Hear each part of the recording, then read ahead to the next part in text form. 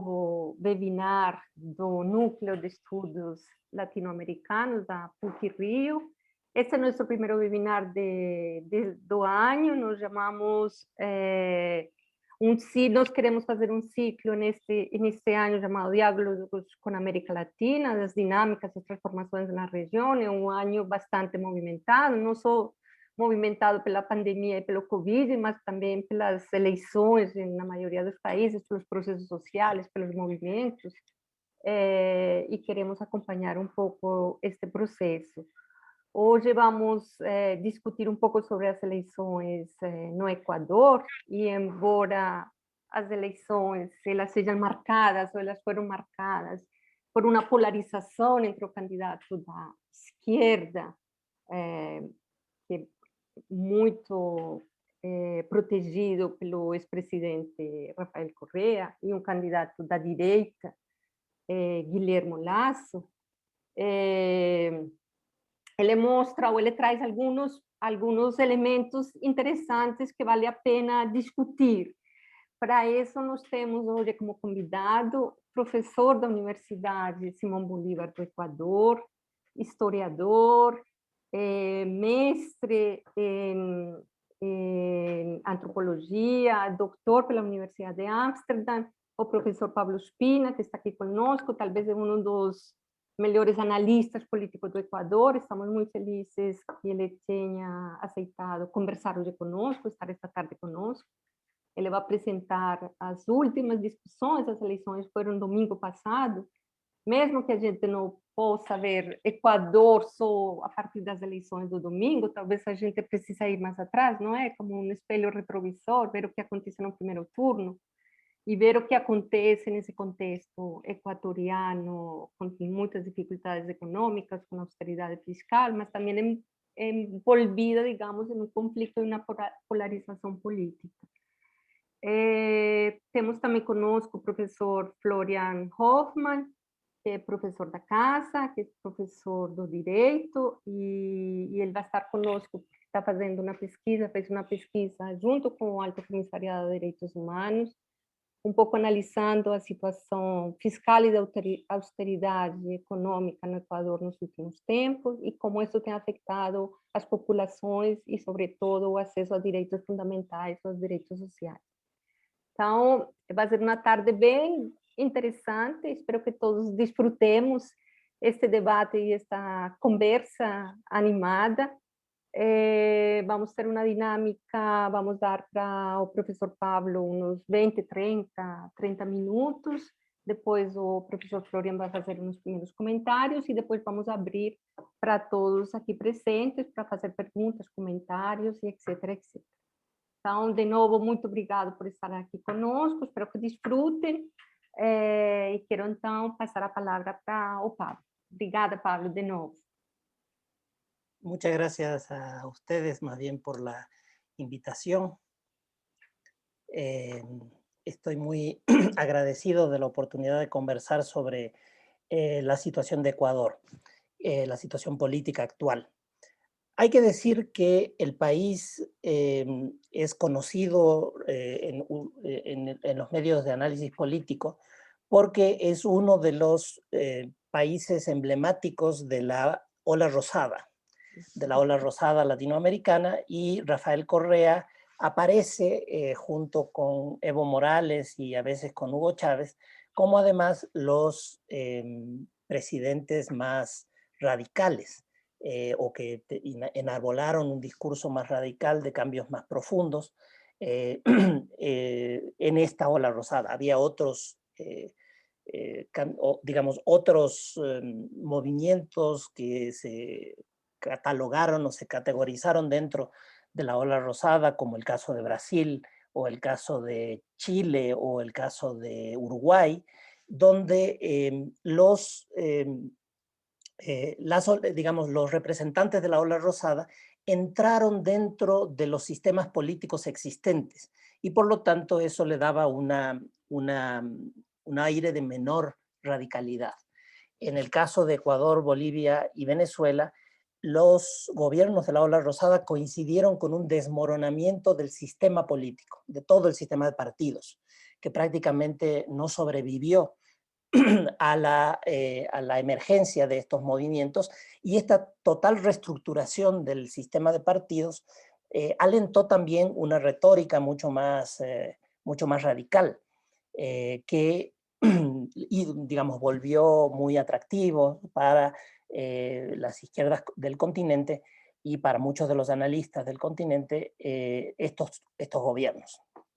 Bueno, el gobierno de Venezuela ya, digamos, seguramente ustedes han tenido varios análisis, pero está en una situación crítica, y de ser un impulsor de la ola rosada, ahora es, digamos, el principal peso muerto que tienen los gobiernos, y todos los candidatos tienen que tratar de diferenciarse de Venezuela en cualquier elección para tener alguna oportunidad de ganar, y especialmente en los países andinos, donde la ola de refugiados venezolanos y de migrantes ha llegado en números inmensos en los últimos años. Entonces, bueno, fuera de eso, el gobierno de Evo Morales y la figura de Evo Morales, así como la figura de Rafael Correa, mantienen cierto atractivo y tienen una aureola de cierto éxito y de un apoyo popular importante. Entonces, en ese contexto, ¿qué es lo llamativo, lo más importante de estas últimas elecciones? Bueno, que ratificaron el fin de un periodo político marcado por la polarización entre el correísmo y la oposición, generalmente acaudillada por representantes de la derecha empresarial. Esta polarización entre dos opciones únicas, exclusivas, si no apoyabas a una, estabas en la obligación de apoyar a la otra, o apoyabas a la otra si no apoyabas a la una. Todo esa situación que fue marcada como una estrategia política, pero también es parte de una época de polarización en todo el mundo, no es solamente un problema del Ecuador.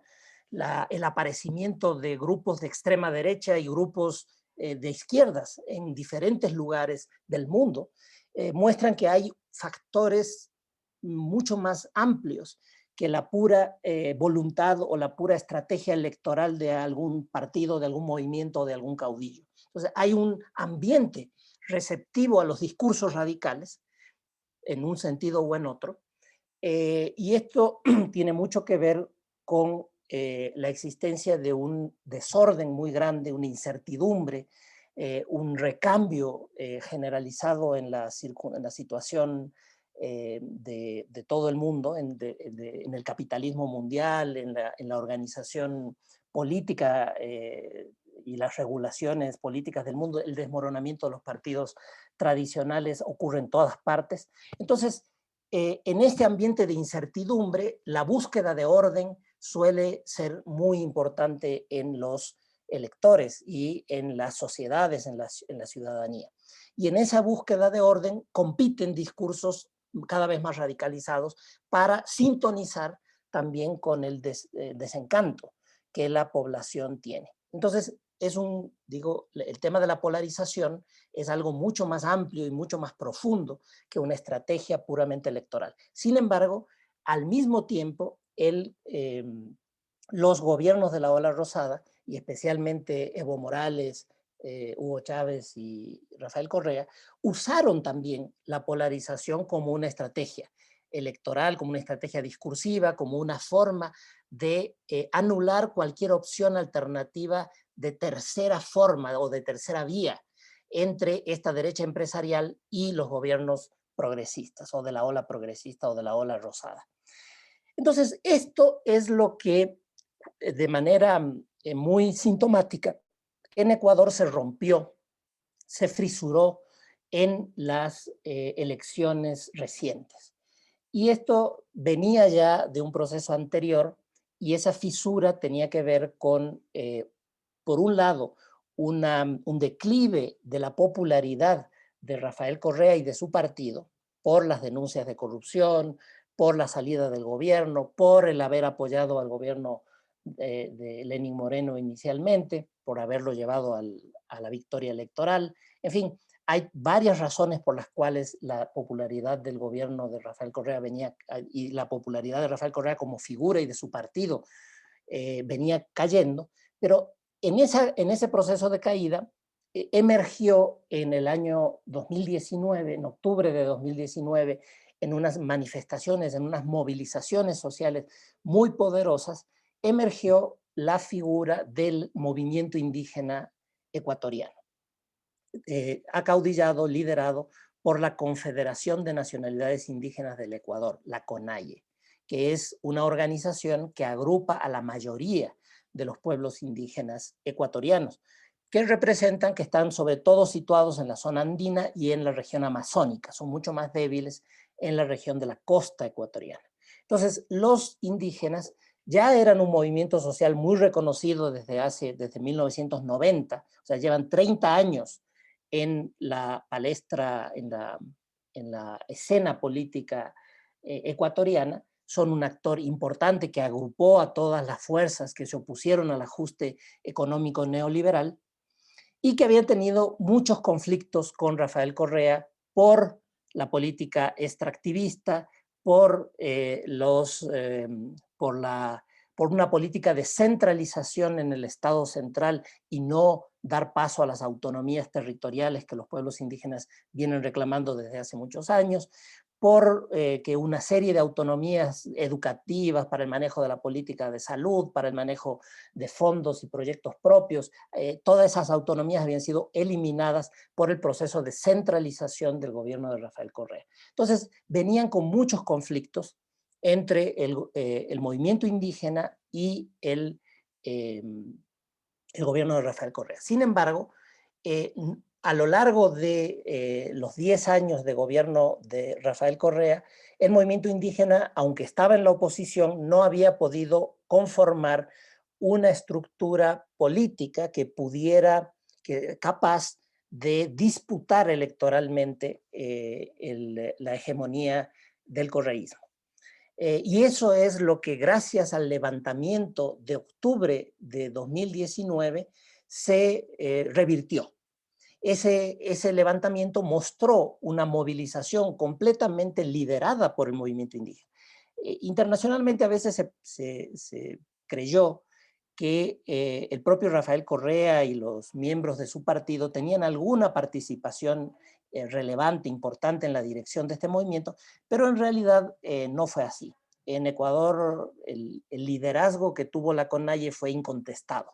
Fue tan incontestado que la CONAIE fue la que estuvo en las negociaciones, que se hicieron públicas, se hicieron televisadas en directo por televisión, en cadena nacional se hicieron las negociaciones sobre la eliminación de las medidas de ajuste que se habían tomado.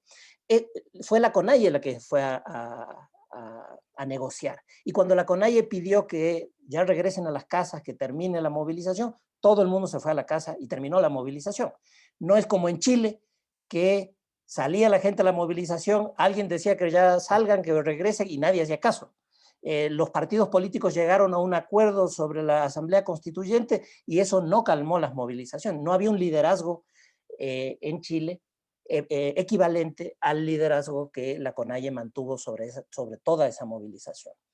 Entonces, esa configuración de la CONAIE, esa capacidad renovada de la CONAIE de convertirse en el polo de atracción de quienes se oponen a las políticas de ajuste estructural y a las políticas neoliberales que había implementado el gobierno de Lenín Moreno, bueno, esa capacidad la volvió a poner en el centro de las opciones políticas electorales y no solamente la única organización con capacidad de movilización y de dirección en la calle, sino que además de la calle tenían una posibilidad electoral. Y esa posibilidad electoral se confirmó en las elecciones de primera vuelta de febrero del año, de este año. El 7 de febrero fueron las elecciones de primera vuelta y fue una gran sorpresa mundial y también una gran sorpresa en Ecuador porque también las encuestas habían subestimado el peso del movimiento indígena. Quiero mostrarles unos pocos datos de estas elecciones, no sé si alcanzan a ver, si alcanzan a ver. Estos son datos de la abstención, digamos, desde 1978 hasta el año 2021, cómo ha ido evolucionando la no participación electoral. En Ecuador el voto es obligatorio. Sin embargo, como ustedes ven, en los años 90, casi el 45%, el 40% de la población no iba a votar. Esto tenía mucho que ver con una serie de errores en el registro electoral. Y esto ha ido mejorando al punto que en la actualidad, incluso con el COVID se esperaba, con la crisis sanitaria, se esperaba que hubiera una abstención mucho mayor, pero la abstención ha estado en alrededor del 20%, 19% en la primera vuelta y 17% en la segunda vuelta, ahora en el mes de abril. El movimiento indígena, como dije, en la primera vuelta obtuvo una votación muy importante y llamó a votar nulo en la segunda vuelta. Esto es, no aceptó que tenía que escoger entre el candidato de Rafael Correa o el candidato de los banqueros y de los empresarios, de los grandes empresarios, y llamó a votar nulo. Y estos son los resultados. Estos son, el voto nulo está en gris y en celeste o en azul está el voto en blanco, que tiene el mismo efecto, pero que el voto en blanco normalmente traduce mucho desconocimiento. La gente se confunde en la urna porque tiene demasiadas papeletas. Aquí es donde se ve, por ejemplo, en las primeras vueltas el voto blanco es muy alto y en las segundas vueltas el voto blanco es muy pequeño, porque en la segunda vuelta hay una sola papeleta, hay una sola opción electoral, entonces la gente no se confunde. Entonces, el voto nulo es el que expresa más rechazo a los partidos y el voto blanco más bien desconocimiento o despolitización. Entonces, miren ustedes, estas son desde 1978, el voto nulo y el voto blanco en las elecciones nunca habían pasado del 16%, apenas un par de veces, y ahora ha pasado del 16% el voto nulo, y el voto nulo ha llegado al 16.2%, el mayor voto nulo de la historia constitucional actual. Nunca había habido una votación nula. Siempre la votación nula en las segundas vueltas es mayor que en las primeras vueltas. Porque claro, la gente tiene menos, digamos, tiene menos opciones y finalmente ha votado por alguien y después para la segunda vuelta no le gusta ninguno de los dos, vota nulo mucha gente. Sin embargo, el nivel de pasar de 9% a 16% no había ocurrido nunca antes en la historia democrática de este periodo constitucional desde 1978. Entonces significa que hubo un acatamiento muy importante del voto de la CONAIE. Y de hecho, si uno lo ve de manera subregional, este es el voto nulo en la segunda vuelta del año 2017. Y este de acá es el voto nulo en la segunda vuelta de 2021. Estos que veo acá, estos que están abajo, son porque no tengo el dato todavía. No es que es cero, sino que no tengo el dato, pero más o menos está por aquí también. Quiere decir que estas son las provincias de la zona andina, de la zona de la sierra. Y vean, llega hasta el 30% del voto nulo, cuando en la elección pasada, en segunda vuelta, había llegado al 8%. O sea, es una votación inmensa. En las zonas indígenas, en las provincias indígenas de la sierra y en las provincias indígenas amazónicas, el voto nulo es más alto que el voto de Andrés Arauz. Hay más voto nulo que voto por Andrés Arauz. Y vean ustedes que en la costa el voto nulo es muy alto, pero es mucho menos alto que en la sierra y que en la Amazonía. Esto es porque en la costa fue la mayor cantidad de votación a favor de Andrés Arauz.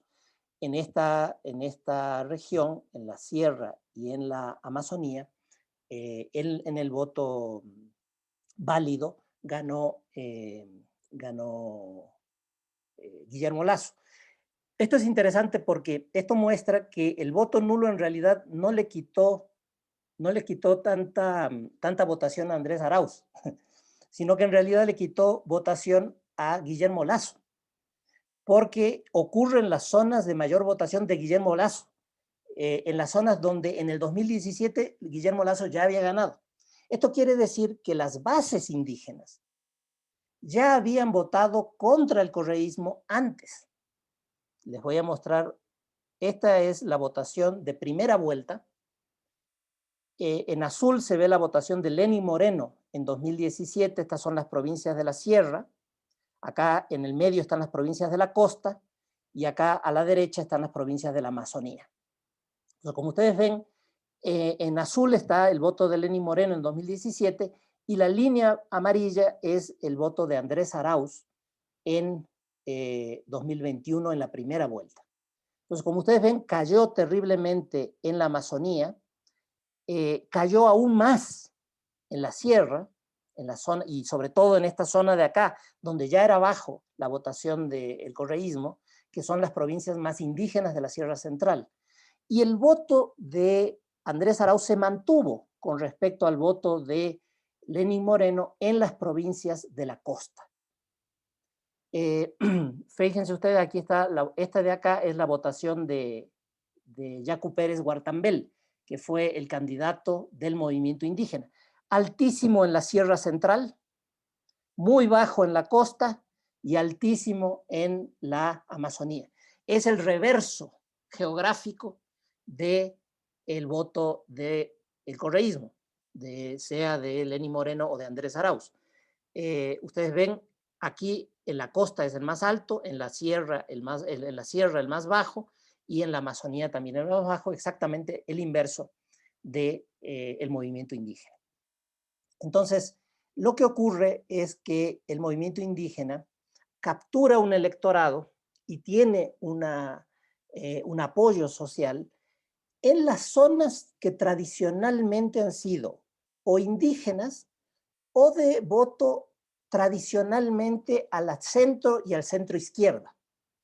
Mientras que Andrés Arauz y el correísmo, y Lenín Moreno y Rafael Correa antes de él, tienen voto en las zonas de la costa tradicionalmente más conservadores y que han votado por lo general desde el año 1984 por los candidatos y por las posturas y por las propuestas de la derecha política.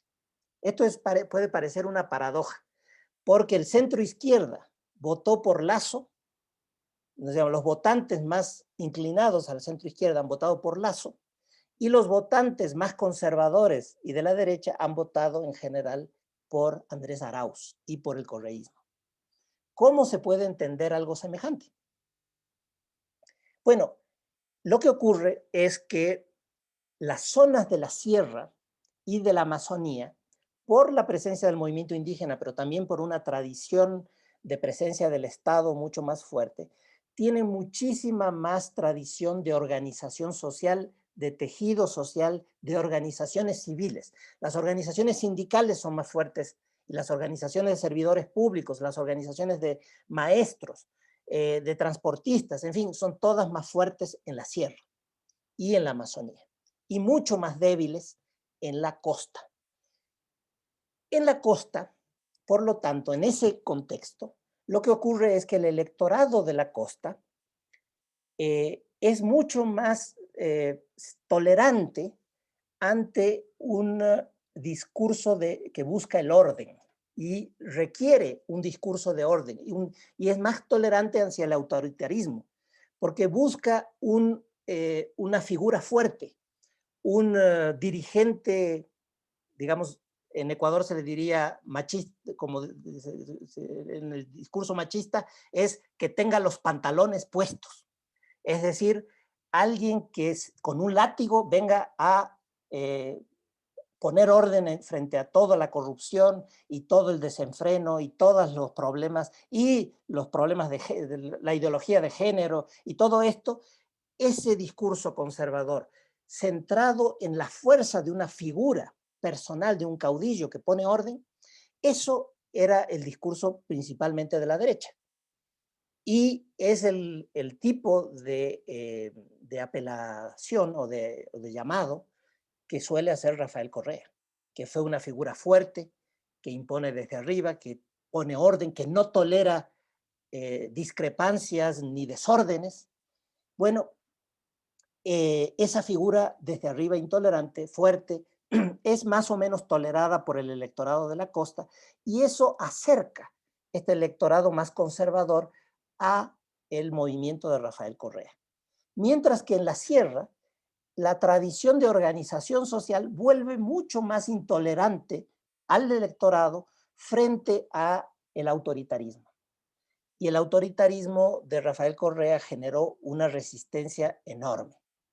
Y esa resistencia es la que lleva a que su candidato pierda en segunda vuelta. Fíjense ustedes, el candidato de Rafael Correa, Andrés Arauz, ganó en primera vuelta gracias a la figura de Rafael Correa. Sin Rafael Correa, Arauz no tenía ni un solo voto.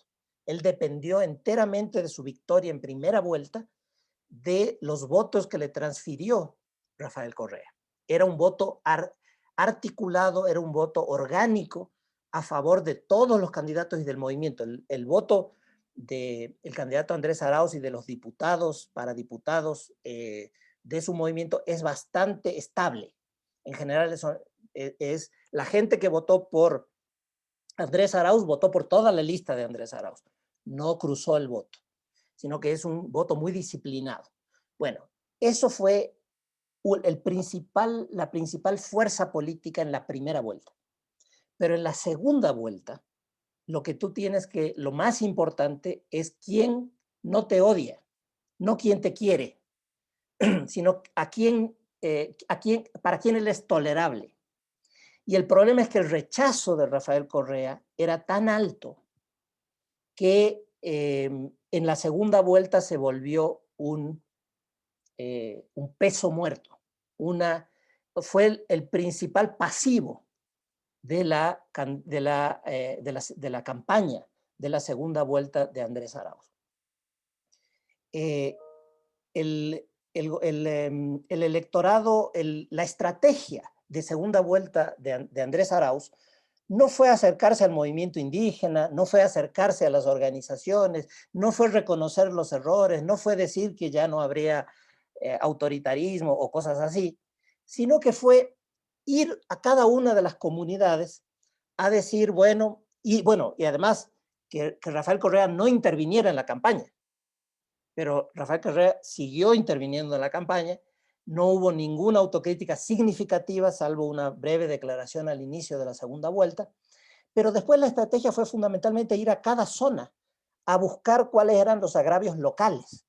Por ejemplo, en todas las zonas indígenas rurales, Rafael Correa había eliminado las escuelas comunitarias unidocentes y había tratado de agrupar todas esas escuelas en unas escuelas más grandes, con más servicios, pero el resultado fue que muchísimos de los niños de las zonas rurales se quedaron sin escuela. Entonces, ahora fue a prometer que iba a poner transporte para que pudieran ir desde sus casas, transporte gratuito desde sus casas hasta las escuelas que están ahora mucho más alejadas. Entonces, ese fue un ejemplo, pero cosas así, voy a hacer tal puente, les prometo que voy a hacer tal carretera que no se hizo, que hubo una consulta y en esa consulta dijeron que querían la carretera por este lado y no la hicimos por este lado, sino por el otro. Bueno, ese tipo de estrategia electoral de demandas particularizadas fue y de promesas muy concretas. Esa fue la estrategia de Andrés Arauz en la segunda vuelta. Hay que decir que es una estrategia muy parecida a la estrategia electoral con la que ganó Rafael Correa en segunda vuelta en el año 2006, por primera vez. Así lo hizo también. Pero esta vez no le funcionó. porque ahora no se trataba de tanto de hacer promesas, sino de la imagen que proyectaba. En cambio, Guillermo Lasso tuvo una segunda vuelta donde trató de presentarse en las redes de TikTok con los jóvenes, empezó a calzar calzado juvenil, empezó a reunirse con grupos LGBTI, hasta aceptó que él es un militante del Opus Dei y por lo tanto es totalmente opuesto al aborto, pero sin embargo aceptó que iba a convocar a una consulta popular sobre el aborto para que se decidiera si es que se podía aceptar. Fíjense, en Ecuador está prohibido el aborto por violación. Ni siquiera las mujeres que han sido violadas pueden abortar en el sistema público. Hay que decir que en esto Rafael Correa no se diferencia en nada de ¿cómo se llama? De Guillermo Lasso. Rafael Correa es un antiabortista declarado, confeso, ha dicho cosas terribles, ha hecho declaraciones terribles, pero más que lo que ha dicho es lo que hizo, porque jamás en la historia ecuatoriana hubo mujeres perseguidas judicialmente y criminalizadas en el sistema judicial y por la justicia penal por haber abortado. Y por primera vez en el Ecuador, con Rafael Correa, 200 mujeres por año eran procesadas penalmente por abortar. Antes el Ecuador, digamos, el sistema ecuatoriano judicial normalmente miraba para otro lado respecto de las mujeres que abortaban. Pero ahora con Rafael Correa eso cambió y se volvió una de las políticas más conservadoras que uno puede imaginar. Se parecen a las políticas conservadoras al respecto de Daniel Ortega en Nicaragua. Entonces, el resultado es que Andrés Arauz no pudo demostrar que estaba suficientemente distanciado de su mentor como para ganar una fracción del electorado que finalmente le dio la espalda. Si uno tuviera que decidir un lugar donde Andrés Arauz perdió y perdió la elección, uno tendría que decir que son dos provincias. La provincia de Pichincha, donde está Quito, que es donde yo vivo, y la provincia de la Azuay, de Cuenca, donde es originario Yacu Pérez Huartambel. En esas dos provincias, Lenín Moreno ganó en segunda vuelta, ganó en segunda vuelta en 2017 o perdió con un margen muy pequeño. En Pichincha, Guillermo Lasso tuvo 52% y Lenín Moreno 48% en la elección de 2017. En esta elección, en la zona entonces de Quito, Guillermo Lasso tuvo 64% ¿cómo se llama? Y Andrés Arauz tuvo 36%. Solo en la provincia de Pichincha, la diferencia entre los dos fue de 500.000 votos. Hay que decir que toda la diferencia agregada entre los dos fue de 400.000. O sea, solo la provincia de Pichincha le dio lo suficiente para ganar. Y la provincia de la Azuay es otra donde había ganado Lenín Moreno en la segunda vuelta de 2017 y ahora perdió con una diferencia un poco menor, de 56 a 44. Es de todas maneras una diferencia importante, es la segunda provincia más grande de la sierra. Entonces, en general, esas dos provincias son donde se concentra la clase media ilustrada, la clase media intelectual. Todos estos sectores medio progresistas, medio de centro izquierda, bueno, esas provincias le negaron completamente el voto a Andrés Arauz y ahí es donde perdió, creo yo. Y claramente en esas regiones tuvo mucho que ver la falta de independencia respecto de Rafael Correa. Entonces, ¿qué queda ahora en este nuevo escenario ya con el presidente Lasso? Bueno, va a haber un gobierno muy débil. Es un gobierno que no tiene mayoría parlamentaria, no solo que no tiene mayoría parlamentaria, sino que su bloque parlamentario es uno de los más pequeños. Toda la derecha junta no hace, todos los partidos de derecha juntos no hacen la cantidad de diputados que tiene Pachacutic, que es el partido del movimiento indígena, y están lejos de los 48 representantes o diputados que va a tener el partido de Rafael Correa. Entonces va a ser muy difícil pasar leyes de profundización del ajuste estructural. La tradición en Ecuador, como en Brasil, es que con los parlamentarios los gobiernos se arreglan, ¿no? Más o menos encuentran modos de hacer que voten ciertas leyes, pero demasiadas leyes y muy profundas y reformas demasiado polémicas, suena más difícil que puedan pasar en el Congreso. Tampoco se parece viable una estrategia de enfrentamiento con el Congreso, en el cual finalmente Lasso convoque digamos, disuelva el Congreso. La Constitución ecuatoriana permite que, que tanto el Congreso como el presidente disuelvan el Congreso una vez y convoquen a nuevas elecciones. Entonces, una estrategia de enfrentamiento, de disolución del Congreso y de convocatoria a nuevas elecciones no parece algo que le pueda funcionar a Guillermo Lasso, que no tiene votos propios, que no tiene apoyo popular propio, sino que ganó por el rechazo a Rafael Correa. Entonces, la impresión es que, y encima de eso, hay un movimiento indígena poderoso que si las cosas pasan en el Congreso, puede tomarse la calle y que puede liderar la movilización social. Entonces, hay un bloqueo para reformas neoliberales demasiado profundas. No quiere decir que no vaya a haber y que no van a haber importantes. Hay muchas que no necesitan la aprobación del Congreso, como por ejemplo reformas a la... por ejemplo, algunas privatizaciones no necesitan pasar, la mayoría de privatizaciones no necesita pasar por ley, sino que simplemente se pueden vender activos. De todas maneras, la situación es un gobierno débil, sin mayoría parlamentaria, amenazado en la calle y además con poca capacidad de respuesta popular, o sea, con poca posibilidad de apoyo popular, con un presidente poco carismático. Entonces, la impresión es que vamos a tener algo así como una reedición de Lenín Moreno, con un poco más de, digamos, un gobierno que no puede hacer casi nada, pero que tiene un poco más de competencia profesional en el manejo del gobierno.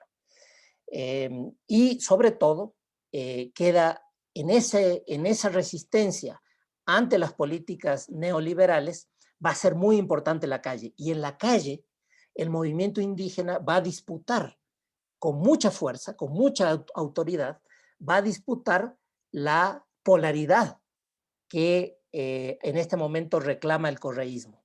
O sea, va a ver cuál de los dos es en realidad el que captura la oposición más efectiva, más importante, frente a las políticas que pueda hacer Guillermo Lasso.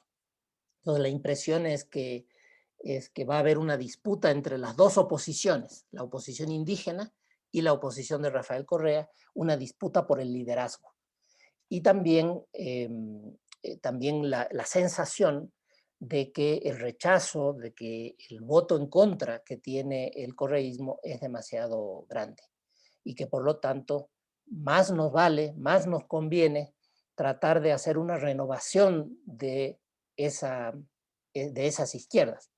Esas izquierdas tienen ahora un techo, que esas izquierdas antiguas, digamos, esas izquierdas del progresismo tienen un techo y ahora tenemos la oportunidad de inventar otra izquierda, que es una izquierda que se ha autodefinido o que se ha presentado como ecologista y comunitaria.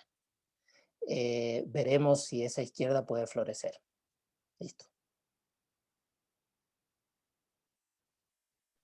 Muchísimas gracias, Pablo. Creo que fue maravilloso, trae todos os elementos controversiais, não só da eleição, mas do contexto político e social do Equador, não é? Ou seja, elemento do movimento indígena, o movimento dos protestos, o movimento da força também que tem o movimento, o anticorreísmo, que eu acho que é um elemento super importante, talvez ele foi o vencedor das eleições, em última instância, não é?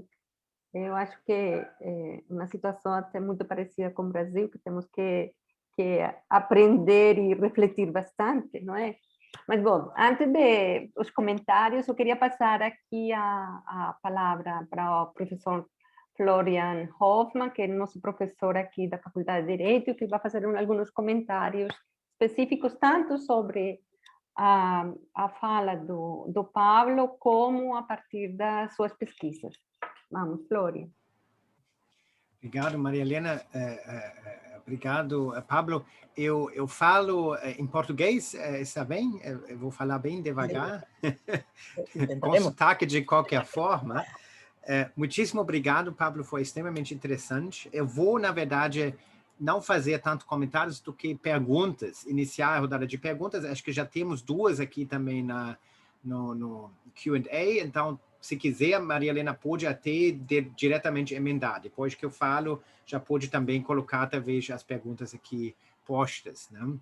Então, começando, eu tenho 3 pequenos blocos de inquéritos, vamos dizer, sobre o meu interesse em Equador, além de ser um interesse geral. Eu justamente, como a Maria Helena falou, participei desde meados do ano passado, mais ou menos num estudo junto com, entre outros, o Juan Pablo Bohuslavsky, né, que é o ex-relator especial da ONU sobre dívida e direitos humanos, e também colegas do Equador, no âmbito do escritório do Alto Comissariado de Direitos Humanos do Equador, sobre o impacto tanto das reformas econômicas do governo Moreno, evidentemente isso é um cenário pré-eleição, né, quanto da pandemia, né?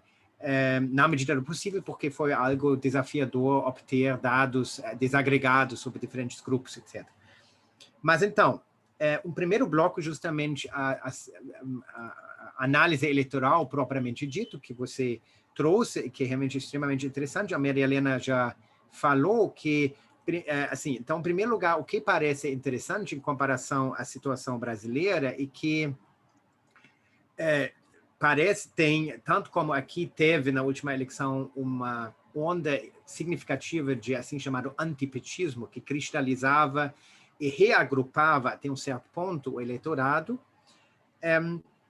mas o caminho que esse anticorismo tomou foi, me parece, diverso, porque no primeiro turno se espalhou entre, sobretudo, a esquerda ecológica, que você disse, né, Justo Pachacutnik e Jaco Pérez, o próprio Lasso e, obviamente, os demais. Ja? Enquanto no segundo turno veio, aparentemente, obviamente, para o Lasso. Então, esse realinhamento, sobretudo entre primeiro e segundo turno, é interessante, já que você explicou que justamente o eleitorado, dessa vez, principal do Andrés Araújo, era um eleitorado que, tradicionalmente, por exemplo, no cenário brasileiro aqui, em 18, provavelmente teria votado para a direita populista. Ja? Enquanto né, o centro-esquerda, você falou, tanto como, obviamente, nas províncias mais indígenas, teve um voto diferenciado, só que justamente fica assim, curioso de que no primeiro turno pôde, esse voto da centro-esquerda pôde ir em parte para o Pachacutnik, por exemplo, e no segundo turno para o Lasso, ou será que não foi? Como foi o regrupamento do primeiro para o segundo turno? A segunda dúvida justamente sobre um pouquinho a anatomia do movimento indígena. Em primeiro lugar, o que chama a atenção, obviamente, para observadores externos, de certa forma, é que, diferentemente da Bolívia, a população indígena de Equador não é nominalmente tão grande, né? Cerca de 7%. Então, claramente, tem um alinhamento mais amplo, né? O movimento indígena politizado agrupa mais pessoas do que, obviamente, os indígenas. De qualquer forma, o interessante e para nós, certamente, aqui seria interessante entender que o movimento que representa, o que nasce de uma representação relativamente contida, em termos do percentual da população, etc., ganha uma projeção nacional e um status de uma espécie de segunda oposição, né, dessa forma. Que realmente, do ponto de vista brasileiro, é algo irregular, algo que não se repete aqui dessa forma, eu diria.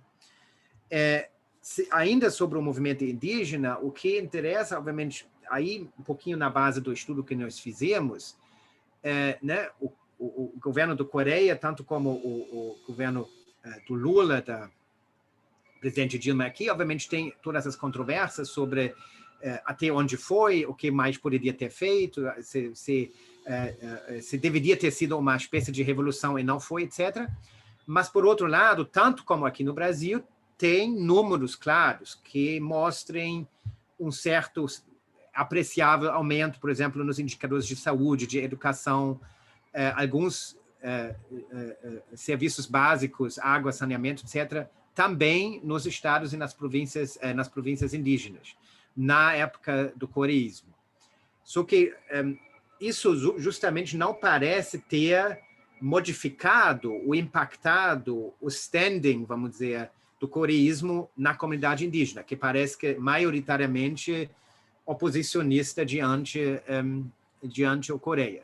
O que, de novo, é um cenário um pouquinho diferente aqui, onde claramente as camadas eleitorais que, de certa forma, se beneficiaram tangivelmente pelas medidas, né, durante o governo Lula-Dilma, mantiveram até um certo grau, pelo menos, uma certa lealdade eleitoral, ou pelo menos um certo reconhecimento eleitoral, podemos ver isso. Isso não parece ter acontecido, pelo menos a respeito das províncias indígenas, né, no Equador. Então, isso seria interessante. E o terceiro elemento, obviamente, é o posicionamento político de Pachacútec e, de modo geral, do movimento indígena.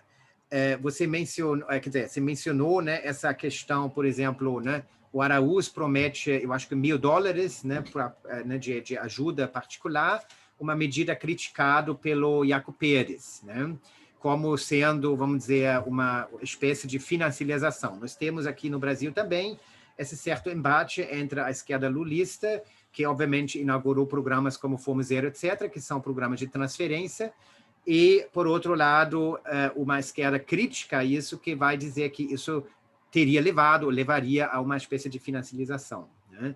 Por outro lado, obviamente, sobretudo em condições de pandemia, essa posição negativa sobre pagamentos de transferência, que inclusive aqui no Brasil, até sob o governo Bolsonaro, até um certo grau estão ocorrendo, surpreende, vamos dizer, em termos de encaixamento político, né? Tanto como, aí, obviamente, talvez o elefante branco no quarto, o acordo do FMI, né? Você falou que tem limites a reformas neoliberais agora do governo Lasso, do futuro governo Lasso, mas, na realidade, né, durante o governo Lenin já teve uma neoliberalização muito significativa, sobretudo agora, ano passado e esse ano, com o novo acordo do FMI, né? E, justamente, me parece que as posições do Iaco Pérez e do Araúz sobre o FMI, sobretudo, esse acordo, divergiram significativamente, que também é uma questão que surpreende, talvez, pelo menos de fora.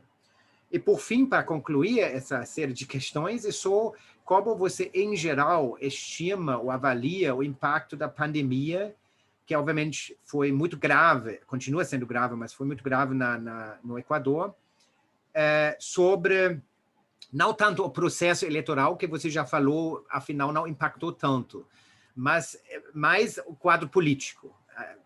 No seu avaliar, a pandemia afetou o quadro político, alterou, etc. Então, só isso. Mas muitíssimo obrigado. Eu acho que é um cenário político muito complexo e que você elucidou muito bem para nós aqui. Obrigado. ¿Vemos otras preguntas?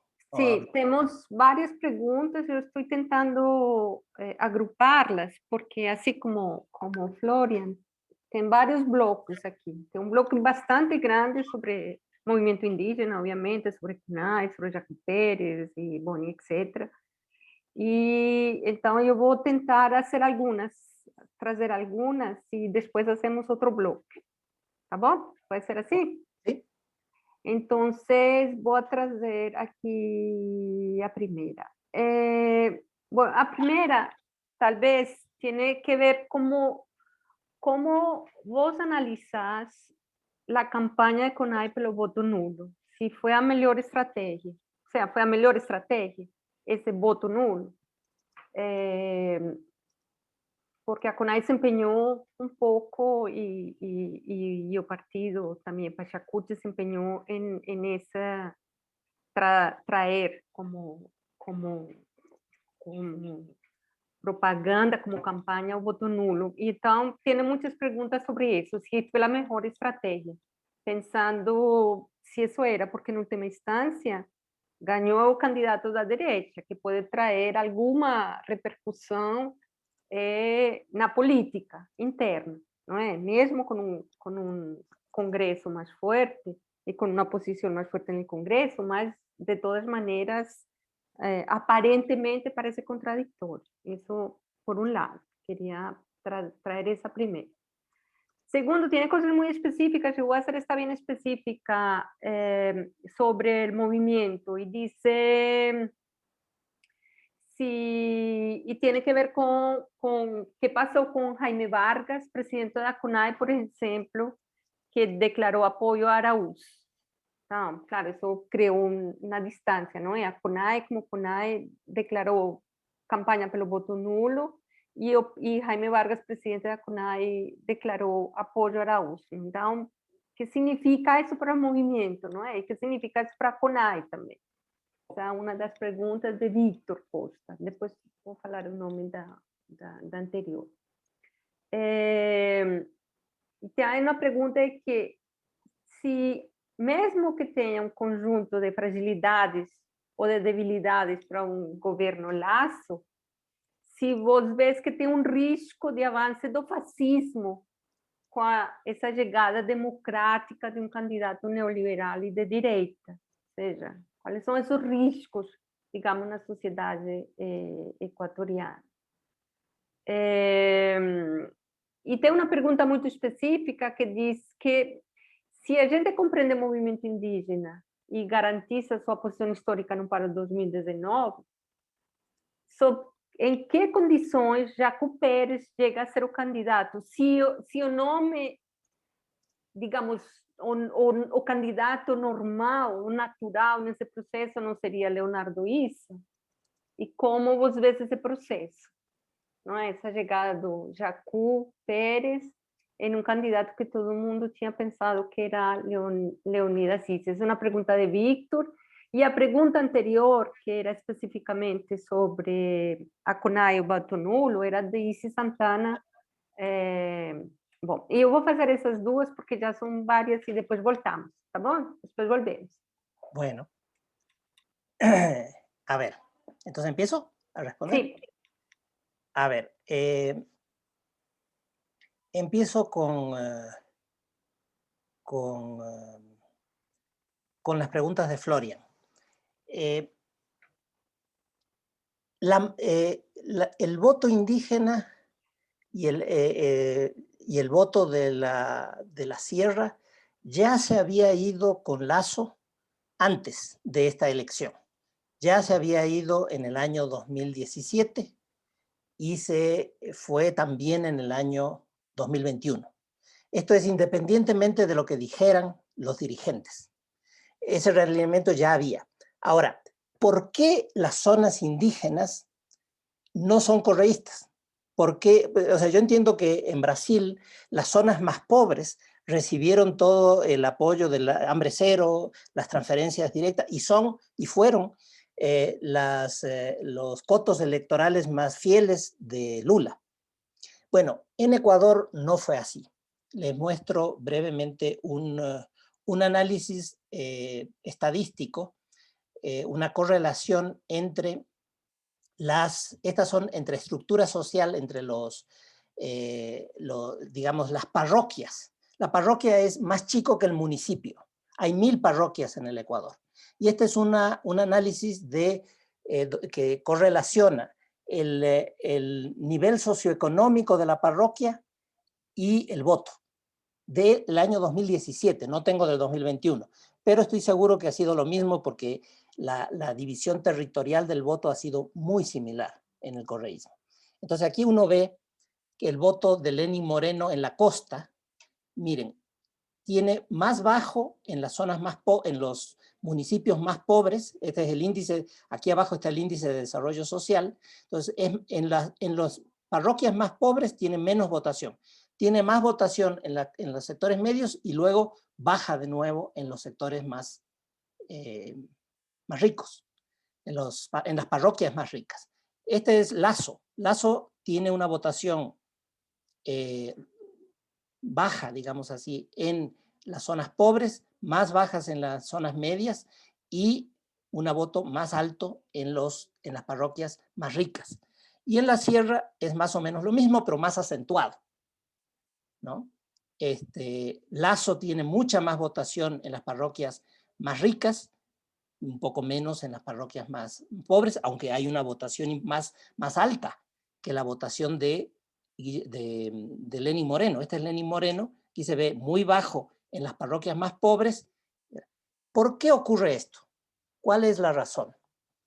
La razón es que el sector social más beneficiado de Rafael Correa no fue la fracción más pobre, sino que fue ese sector vulnerable de los pobres que pasaron a la clase media y que se podrían llamar clases medias emergentes o clases medias vulnerables. Es decir, que siempre están con el temor de regresar a la pobreza.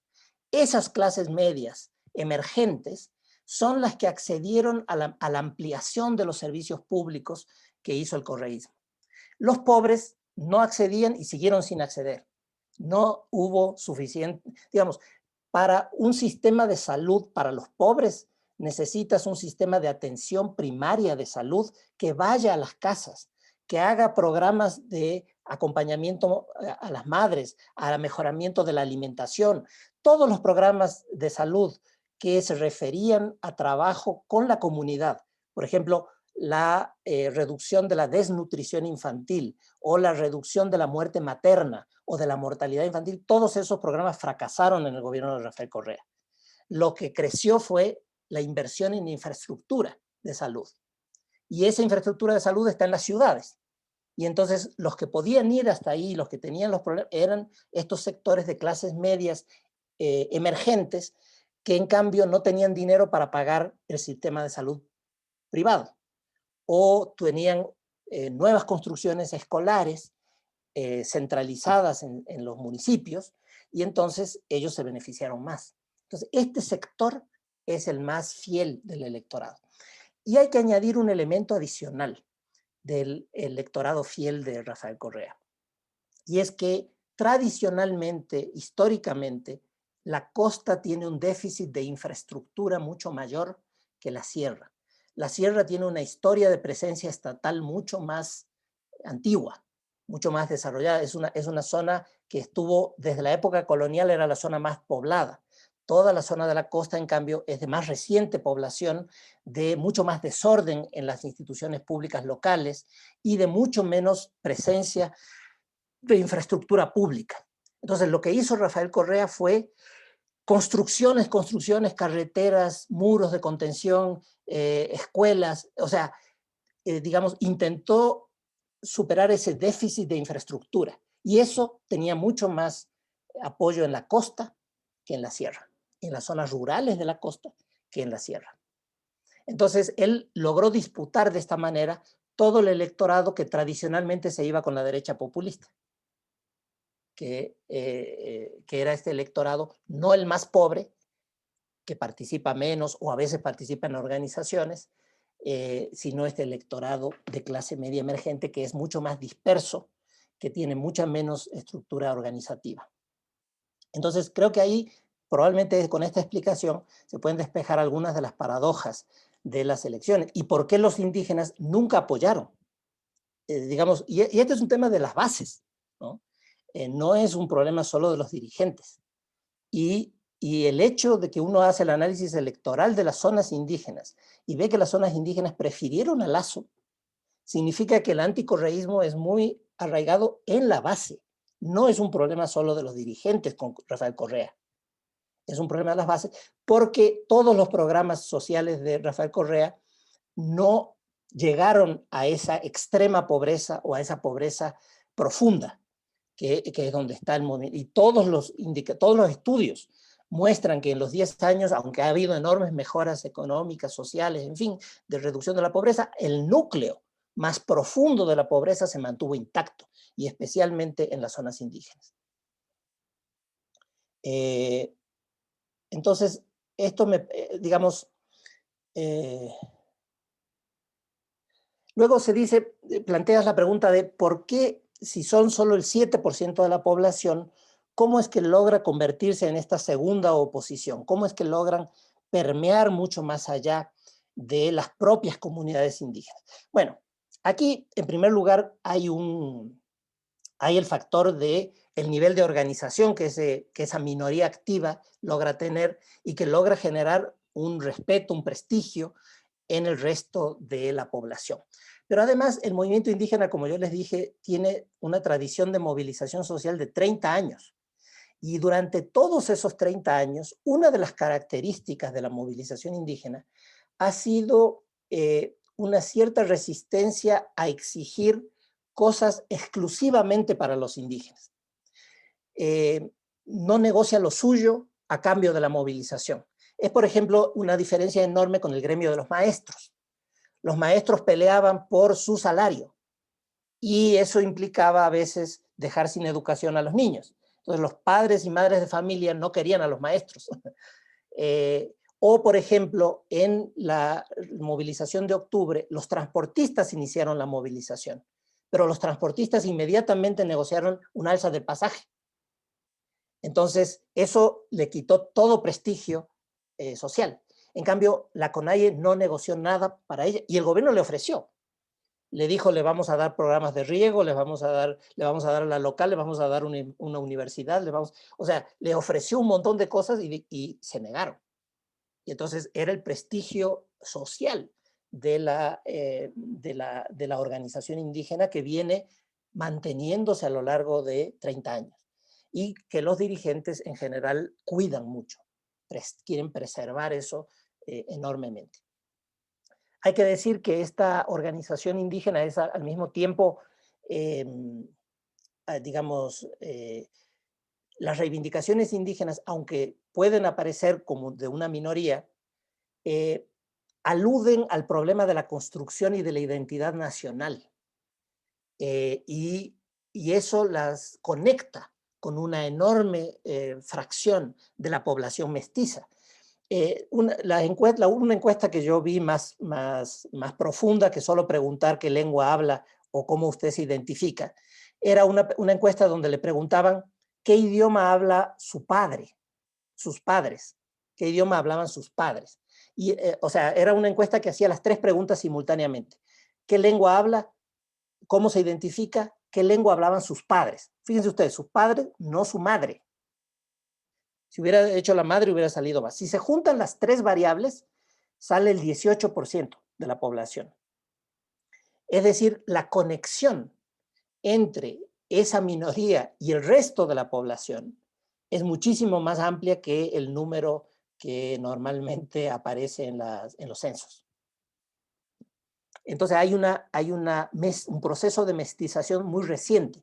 El mismo Yacu Pérez es de una zona que tuvo un proceso de mestización hace 2 y 3 generaciones, o sea, de sus abuelos. Él se llama Guartambel, ese es un apellido totalmente indígena, no es quichua, sino cañari, de una zona del sur del Ecuador. Bueno, él recuperó sus raíces indígenas a partir de su presencia en la CONAIE hace 10 años. Entonces, ese tipo de procesos son muy dinámicos y están constantemente apareciendo en el país. No sé si esto ayuda a entender esa conexión importante que hay entre el movimiento indígena y el resto de la población, más allá de los números del censo. Yo creo que la oposición o la crítica que hizo Yacu Pérez a la promesa de transferencia de $1000 fue un error. A mí me parece que en general ese tipo de salvatajes a los pobres debería hacerse. Pero ¿qué es lo que motiva esa crítica? Que simultáneamente a la oferta, el candidato abrió una página web y abrió una serie de oficinas para que se inscriban los que van a recibir los $1000. Entonces, no, o sea, ¿cómo se iba a decidir a qué millón de familias se iba a dar esos $1000? Entonces, parecía una medida totalmente electoral y totalmente de jugar con la necesidad de la gente, ¿no? Y claro, lo que hizo el candidato Arauz fue dejar en la ambigüedad cómo iban a definir ese millón de familias. Entonces, me parece que, pero de todas maneras lo que había que criticar era eso, no criticar la transferencia en sí misma, que probablemente no se necesita para 1 millón, sino para 2 o 3 millones de familias. Es decir, yo creo que eso es un error, y creo que en términos programáticos, Yacu Pérez tuvo varios de estos traspiés en su campaña.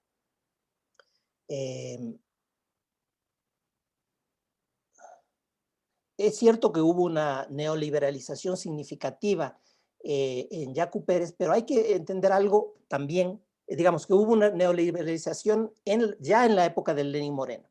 Yo te diría, hubo una neoliberalización ya en la época de Rafael Correa, porque los progresismos, todos los progresismos en toda América Latina, vieron sus límites cuando terminó el boom de las materias primas.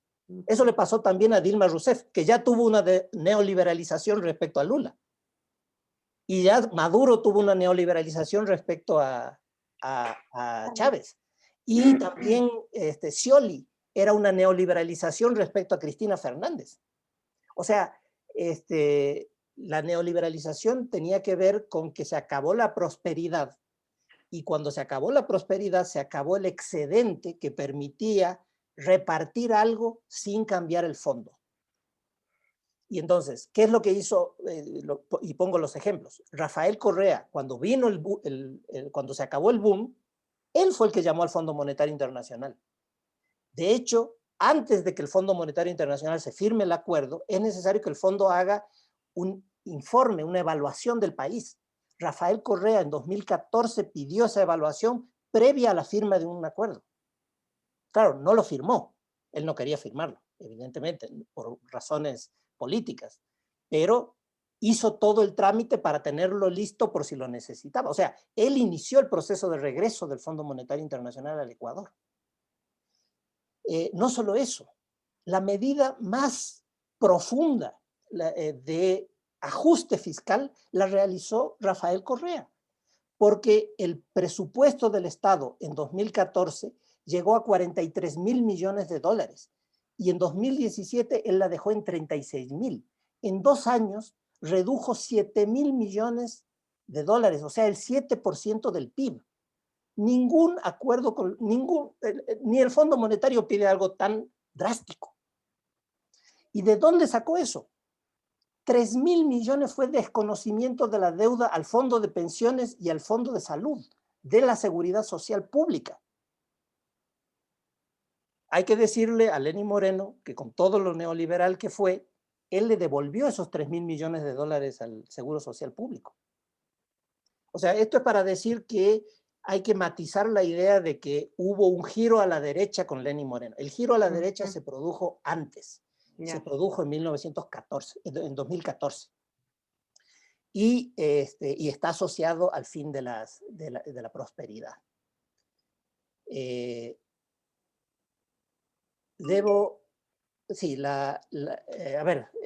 Las otras preguntas son, ¿fue la mejor estrategia el voto nulo? Yo personalmente creo que sí fue la mejor estrategia. Ahora, porque finalmente la pregunta es, ¿cuál va a ser el gobierno peor para escoger el otro? ¿No es cierto? Para el menos peor. Y yo creo que había demasiadas incertidumbres de cuál iba a ser menos peor. Porque si el gobierno de Andrés Arauz iba a ser un gobierno que atacara a las organizaciones, las desprestigiara, las criminalizara, el gobierno de Rafael Correa enjuició durante cada año de su gobierno a 400 personas por delitos contra la seguridad del Estado. 400 personas por año enjuiciadas por delitos contra la seguridad del Estado, 100 de ellos cada año por terrorismo y sabotaje, en un país que no tiene organizaciones terroristas, ni tiene guerra civil, ni nada por el estilo. O sea, digamos, no por nada la CONAIE le tiene un odio tan grande a Rafael Correa, porque todos sus dirigentes, todos, estuvieron enjuiciados durante su gobierno. Y por terrorismo, ¿por qué? Por hacer una manifestación en Otavalo, cuando estaba un encuentro de UNASUR, y entonces hubo una manifestación en Otavalo organizada por los indígenas para llamar la atención de los presidentes, y los acusó de terrorismo a toda la dirigencia por esa marcha. Entonces, digamos, la lista sería larguísima, pero toda la política de hostigamiento, de persecución a las organizaciones populares, bueno, digamos así, Lasso va a empobrecer a los más pobres. Correa va a debilitar a todas las organizaciones que pueden luchar contra ese empobrecimiento. Entonces, ¿qué es peor? Entonces, no era tan fácil decidir qué es peor. Y en el contexto de decidir cuál era peor, cuando no se puede decidir quién es peor para ver por quién vota, uno decide votar cuál va a ser el adversario más débil. ¿Cuál va a ser el que te va a pegar en la cabeza con menos efectividad? Entonces, digamos, era muy difícil definir cuál iba a ser el más débil o cuál va a ser el menos malo, y por lo tanto a mí me parece totalmente razonable votar nulo. Ahora, como dije antes, el voto nulo, el efecto, yo todavía tengo que hacer análisis por parroquias, etcétera, pero la impresión mía es que le quitó más votos a Lasso que a Arauz. Y esto lo conecto con el tema de Vargas. Jaime Vargas, el presidente de la CONAIE, que decidió apoyar a Arauz. Les pongo de nuevo los datos electorales. Estos son los datos electorales de la segunda vuelta en 2017 entre Guillermo Lasso y Lenín Moreno. Esta provincia de acá, de la Amazonía, Morona, Santiago, esta provincia es la provincia de Jaime Vargas, de donde está el pueblo Shuar. Jaime Vargas es de los Shuar. Miren, Guillermo Lasso tuvo el 65% de los votos en segunda vuelta en el 2017 en la provincia y en las zonas indígenas de la provincia de Morona, Santiago, que es donde es Jaime Vargas. Y debo decirles que en el año 2021, o sea, en estas elecciones de segunda vuelta, Lasso aumentó la votación al 69%. Esto es para decir que las bases Shuar, que fueron afectadas por la política minera de Rafael Correa, apoyaron a Lasso, independientemente de lo que dijera la CONAIE. ¿No? Digamos, no es que la CONAIE los dirigentes de la CONAIE son unos traidores pagados por el imperialismo para votar por Lasso. No, las bases son las que presionan y votan por la CONAIE, aunque los dirigentes prefieren votar nulo para no comprometerse con el desastre que va a hacer ese gobierno. Entonces yo creo que era la posición razonable.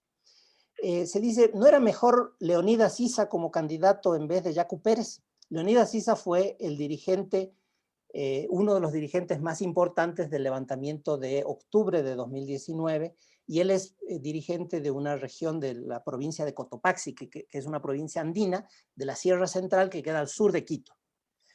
Y es un dirigente que se hizo muy importante, digamos, fue muy importante y tuvo un protagonismo muy grande en esa revuelta, y habló muy bien en esta negociación televisada, fue la gran figura de esa negociación, y de ahí se catapultó como una figura nacional.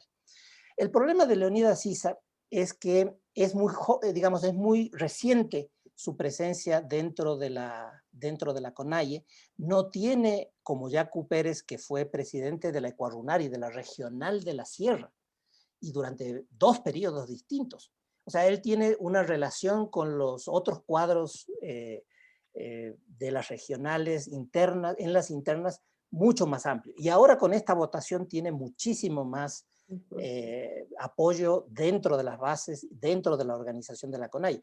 Mientras que Leonidas Sisa no actuó, digamos, no acató de manera suficientemente clara la decisión de Pachacuti de candidatizarlo a Yacu Pérez. Y entonces ha perdido una parte de la confianza de la estructura organizativa. Yo creo que eso además tiene que ver con que él tiene un grupo dentro de la CONAIE que es un grupo que no es bien visto por la mayoría de los dirigentes. Entonces, de todas maneras, este forcejeo entre Leonidas Sisa y Yacu Pérez va a continuar durante los siguientes meses y hay que estarle tomando el pulso. Evidentemente, hay muchas corrientes dentro del movimiento indígena. El movimiento indígena no es para nada un ejército que actúa bajo un mando unificado. No, para nada. Es una organización enormemente diversa y más que una organización verticalmente integrada, es una serie descentralizada de organizaciones locales, a las cuales la une la lucha contra la discriminación y el poder de la organización, ¿no? Buenísimo, Pablo. Va. Solo quiero responder a la última cosa, que es el avance, el peligro y el riesgo del avance del fascismo. Fascismo. Y esto tiene mucho que ver, y digamos, el caso de Bolsonaro en Brasil nos alertó a todos, ¿no? En América Latina. ¿En qué medida esto puede, o por ejemplo ahora Rafael López Aliaga en Perú, que se dice el Bolsonaro peruano, digamos, está con una votación relativamente alta. Entonces, bueno, ¿puede pasar en Ecuador? Bueno, en la primera vuelta de estas elecciones de 2021 hubo un candidato muy parecido a Bolsonaro de las iglesias evangélicas y obtuvo el 0,5% de los votos. Esto quiere decir que hay todavía una serie de elementos de sociología electoral y política en el Ecuador que no entendemos bien, pero que no ha permitido cuajar movimientos de extrema derecha fascistas. Guillermo Lasso no es Bolsonaro, se parece más a Macri, a Mauricio Macri, y en el Ecuador se puede identificar mucho más con un gobierno de los años 90, que era el gobierno de los empresarios, que fue el gobierno de Sixto Durán Ballén, que es un gobierno más bien, digamos, de tecnócratas neoliberales. No se anuncia como un gobierno de mano dura o represivo. Parece, todo puede cambiar en el camino, pero no parece ser ese el perfil de Guillermo Lasso. Digamos, estas posibilidades de un fascismo extremo siempre existen en estas circunstancias de incertidumbre y de caos, pero hasta ahora el Ecuador afortunadamente ha sido inmune a eso. Y debo decir que nadie sabe por qué, nadie sabe bien por qué. Suerte de ustedes, de alguna manera, ¿no es? Quería agradecerte por esas preguntas. Te voy a hacer otras 3. Bueno, estamos un poco avanzados de la hora, pero 3 voy a coger en un bloque. Todavía continuamos con algunas cosas del movimiento indígena y de lideranza Pachacuti, de Yacu Pérez, y otras 2 un poco que salen, pero que tienen que ver con ese proceso electoral de alguna manera. Então, voy a juntar aquí varios. La primera es de nuestra amiga Lena Lavinas, que ella trae una pregunta muy específica sobre Yacu Pérez, y ella está preguntando qué vos pensás si se consolidar y crecer Yacu Pérez, representando sectores sociales amplios que quieren una transformación de izquierda y más participación ciudadana. ¿Será que él puede se consolidar como esa figura? Não só do movimento indígena, mas de uma esquerda mais ampla, que quer uma transformação, que chama para uma transformação. Ela coloca aqui que, embora com quase 30 assentos no Congresso, o Pachacuti, certamente haverá alguns parlamentares que devem ser desleais e votar com Lasso, mas se não, deve haver uma coesão, talvez. Como será E aqui eu vou juntar um pouco com a Issa, nossa colega, que também traz uma pergunta de como actuarão os representantes indígenas no Congresso. Se eles vão estar coesos, se tem uma agenda já desenhada, digamos, já desenhada com seu papel no Congresso. E termino aqui com duas questões. Uma de Daniel Ferreira, que disse que alguns dirigentes criticam uma certa moderação de Jaco Pérez. Ou seja, como vos enxergais isso? Como vos vês esse conflito? Se que é possível, se isso existe realmente. E o Jorge Garcia, ele traz uma pergunta que é bastante interessante, e é que no futuro, digamos, ou pensando se os movimentos indígenas se consolida como essa força e ganha em algum momento no futuro, qual seria a agenda econômica e política? Qual é a agenda mais importante? E quais seriam as diferenças dessa institucionalidade, que significaria essa institucionalidade da questão indígena? Então, eu vou colocar essa como um bloco sobre a questão do movimento indígena, Jacu, e vou trazer outras duas que penso que são bem interessantes. Uma é de nosso colega Luiz Leo, que ele traz uma pergunta um pouco mais geral sobre as eleições, e ele queria saber um pouco se as mídias sociais, a tecnologia, eles tiveram alguma incidência dentro do processo eleitoral, como tem tido nos últimos anos em quase todos os processos eleitorais da América Latina e do mundo, em última instância.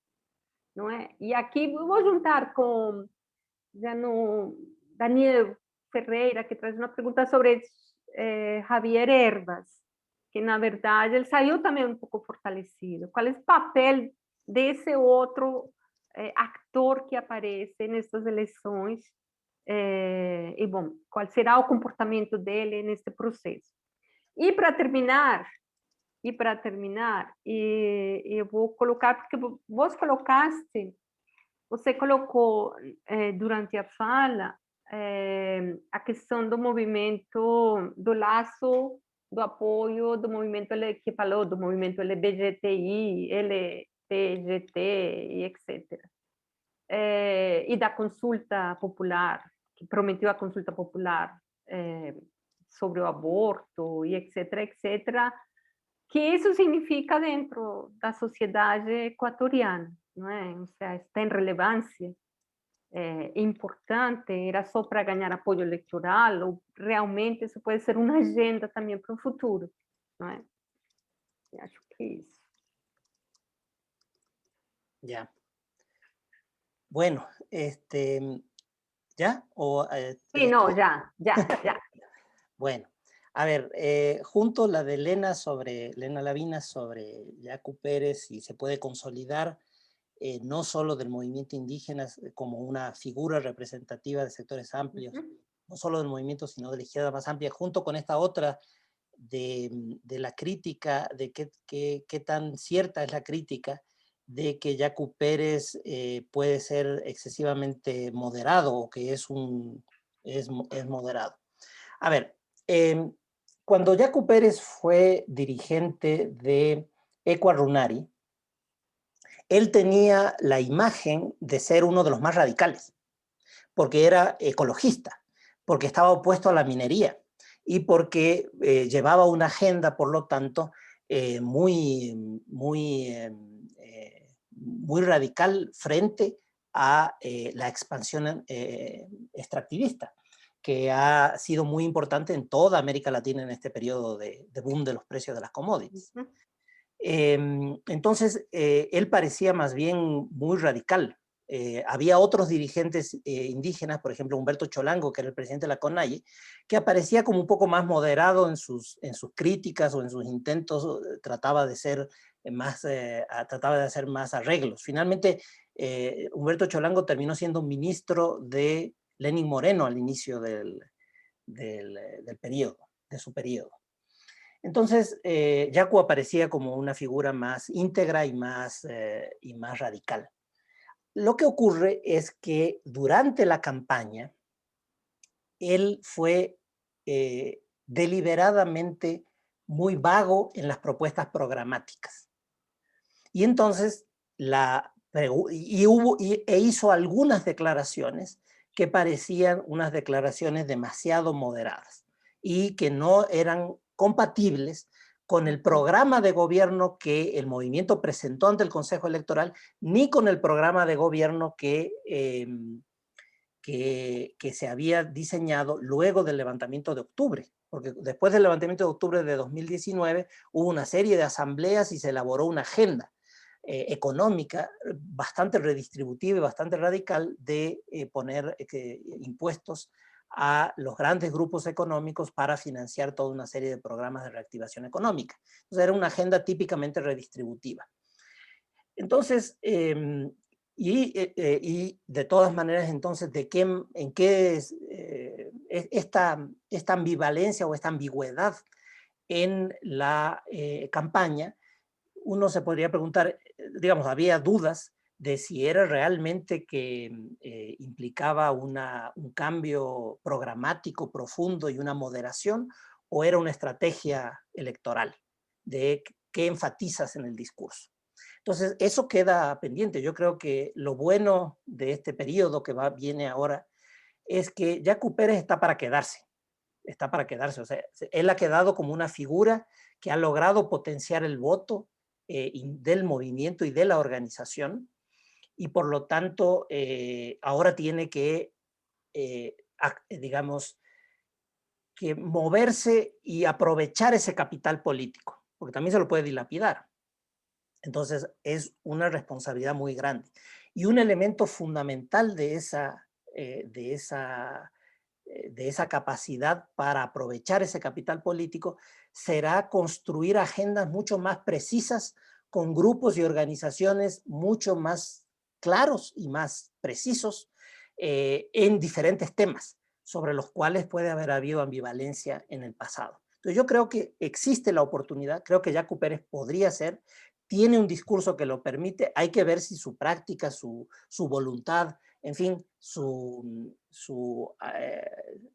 hay que ver cómo él aprovecha para ir construyendo una agenda más amplia de izquierda, internacional también, que tome en cuenta los aprendizajes que han habido en el resto de América Latina. Entonces creo que sí hay una oportunidad y claro que hay un riesgo, porque finalmente la política electoral siempre es de personas, de personajes, que además obtienen poder autónomo respecto de las organizaciones. Entonces siempre hay tensiones en la política electoral. Y me parece que hay que saber manejarlas,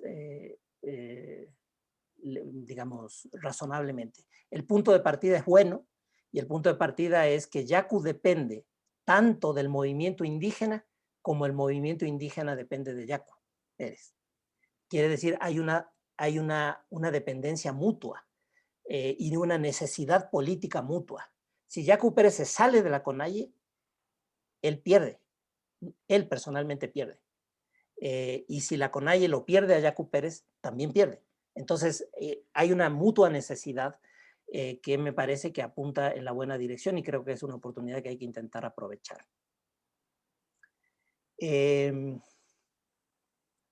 ¿Cuál sería la agenda de un... bueno, preguntan ¿cómo actuarán los representantes indígenas en el Congreso?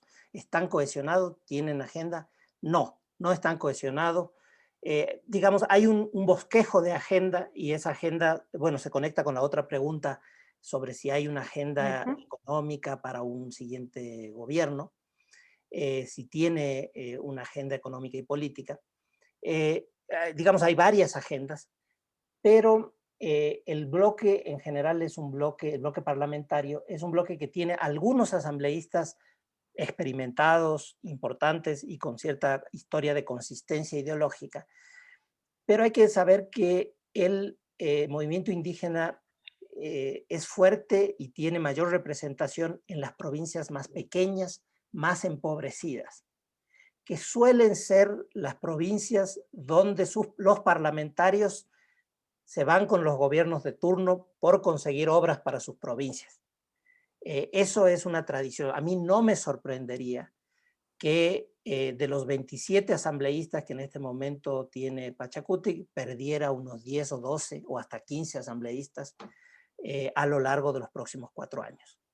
No me extrañaría. Esto es algo difícil de controlar y bueno, la agenda parlamentaria de todas maneras va a estar en manos de estos asambleístas que tienen más tradición, más trayectoria y más organización. Veamos si logran mantener un grupo cohesionado.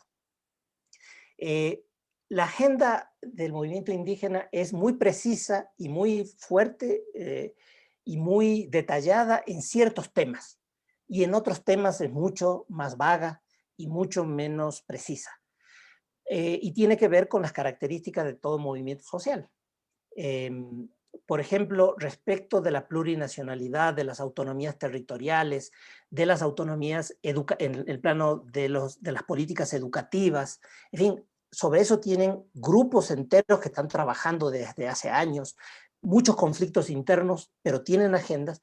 Y yo diría que lo que diferencia la agenda del movimiento indígena de la agenda que implementó Rafael Correa, digamos, ¿qué es lo que diferencia la agenda política y económica del movimiento indígena respecto de la agenda política y económica del progresismo, que conocemos? Bueno, el progresismo fue ante todo una imposición tecnocrática desde arriba, desde los técnicos del Estado, que se imponían sobre una sociedad a la cual consideraban inmadura. Rafael Correa tiene varios textos y varios discursos donde afirma esta idea. Él cree que la sociedad ecuatoriana no está madura todavía para gobernarse a sí misma y por lo tanto necesita liderazgos fuertes, que esos liderazgos fuertes sean capaces de construir capital institucional y capital cultural que la sociedad no tiene. Lean por favor su librito, se llama De Banana Republic a la No República, dice esto que estoy diciendo textualmente, ¿no? La sociedad no tiene capital cultural, no tiene capital institucional, los liderazgos pueden suplirlo. Entonces, esta idea desde arriba hacia abajo, tecnocrática, está en oposición a esta reverberación desde abajo desordenada y a veces poco coherente de construir representaciones corporativas en el Estado donde se respondan a esas demandas de las organizaciones. Entonces, si uno ve, por ejemplo, lo que han construido los gobiernos municipales indígenas, porque el movimiento Pachacutic tiene municipios desde hace 20 años y por lo tanto ha ido construyendo sistemas participativos parecidos, similares, digamos, en la onda de los de Porto Alegre en Brasil, con presupuestos participativos, con asambleas que toman decisiones sobre los presupuestos y sobre las políticas y sobre las agendas de planificación, en fin. Todo esto muestra agendas de participación corporativa y de participación organizada en la institucionalidad. Y esto es, digamos, para mí muy diferente a lo que plantea y a lo que hizo Rafael Correa en el gobierno. Las medias y las tecnologías tuvieron influencia en el proceso electoral, sí tuvieron, pero parece que solamente en ciertos fragmentos del electorado más joven. De hecho, y lo conecto con la pregunta de sobre Javier Hervas. Javier Hervas es un empresario de un partido socialdemócrata, pero que se ha corrido hacia la derecha, ¿no? Todo el partido y también Javier Hervas. Y es un partido que tiene mucho peso en las mismas provincias donde está el movimiento indígena, pero con la población urbana, con la población mestiza urbana, no con la población rural. Y este partido ha quedado expectante. Va a tener un bloque también muy importante en el Congreso. También creo que una parte de ellos se va a ir con el gobierno, pero es muy probable que ese partido sea el que ponga el presidente del Congreso en el próximo periodo. Y entonces va a tener un peso muy importante y va a disputar con el movimiento indígena y con Rafael Correa el liderazgo de la oposición.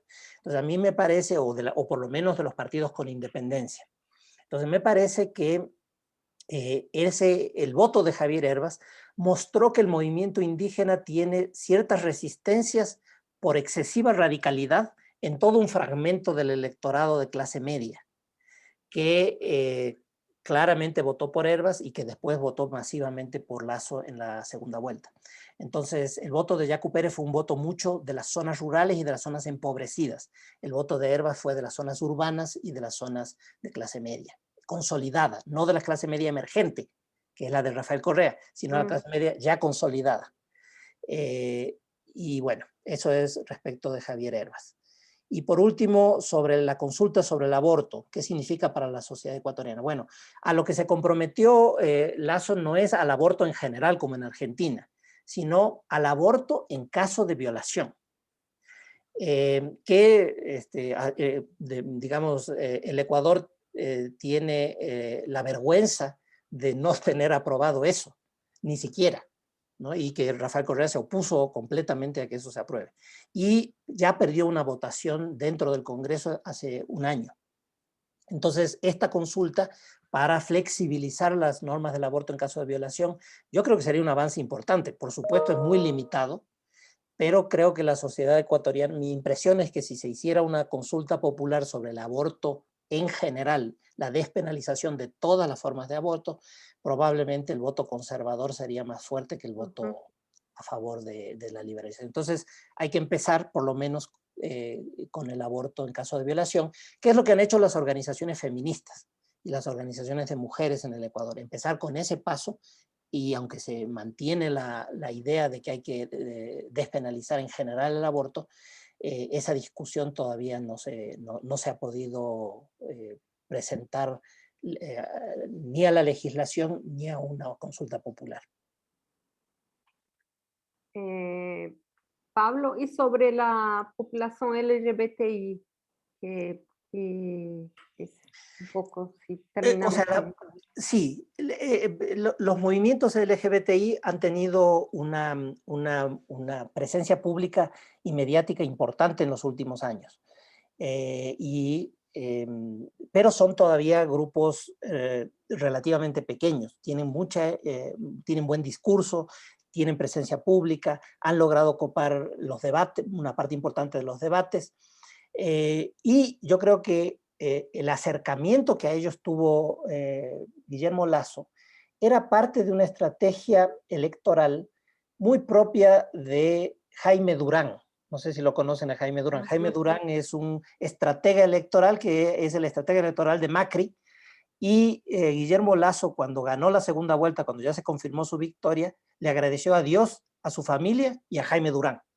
Bueno, Jaime Durán es un típico, digamos, estratega electoral, bastante cínico en general, y él ideó esta estrategia de acercamiento a todos estos grupos como una forma de lavar la imagen excesivamente conservadora.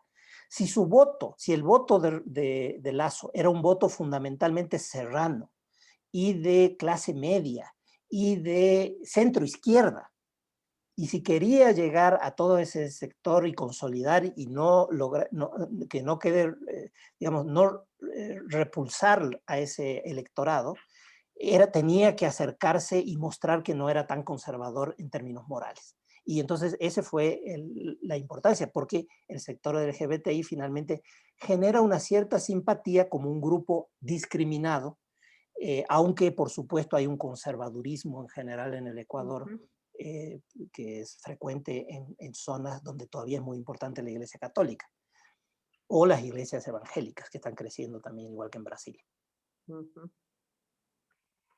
Bom, eu acho que abordamos sim uma série de questões sobre Equador, sobre as eleições, sobre o contexto político, social, econômico, sobre os movimentos, sobre essa, digamos, essa fortaleza desses grupos, que podemos dizer, de uma esquerda que vai se consolidando nesse processo dessa saída dessa polarização, de uma terceira via também, como você decís algumas vezes, não, que vai se consolidando e que é um processo bastante importante. Eu acho que nos levou a pensar muitas coisas sobre nós mesmos, sobre nosso processo brasileiro. Compartilhamos muitas das mesmas questões, das mesmas dúvidas e dos mesmos debates. Eu acho que isso nos ajuda um pouco para crescer e para ir para frente, que é o que necessitamos, não é? Um futuro melhor para todos. Isso nós precisamos bastante. Aqui no Brasil, precisamos fazer esses debates muito mais aprofundados. Eu queria agradecer muito, muito o Pablo por estar aqui conosco, por compartilhar conosco sua visão, sua análise político. Muito para a Florian também por suas contribuições e agradecer a todos e a todas que estiveram conosco neste final de tarde e essa oportunidade de conversar, debater e conhecer um pouco mais sobre a situação e o contexto do Equador. Queria convidá-los para nossos próximos debates e conversas. Com certeza vai ser no próximo mês, teremos outros. Então, fiquem atentos de nossa página do Núcleo de Estudos Ibero-Americanos da PUC, todos convidados para fazer parte e para participar conosco nestes debates. Obrigado, Paulo, de novo, por estar conosco. Florian, obrigado e obrigado a todo mundo. Muchas gracias a ustedes. Tá bom. Obrigadíssimo. Muchas gracias por la invitación.